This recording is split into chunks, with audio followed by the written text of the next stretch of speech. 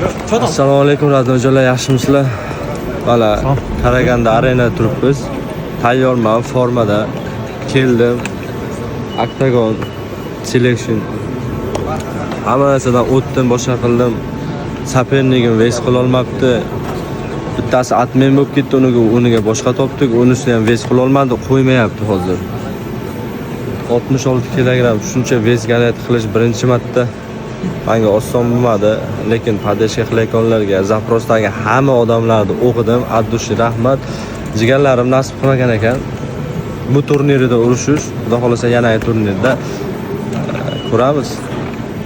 Bu safarga bu solish kerak. O'zi ham motivatsiya bilan keldim. O'zi ham sizlarga bir ko'rsatmoqchi edim, qanaqa shou bo'lishini, qanaqa mazalar qilishlarini. Lekin hala hammasi Allohning izni bilan ekan, shunaqa bo'lish kerak ekan bo'ldi. Lekin tayyorman, mana 66 ga. 66 ga.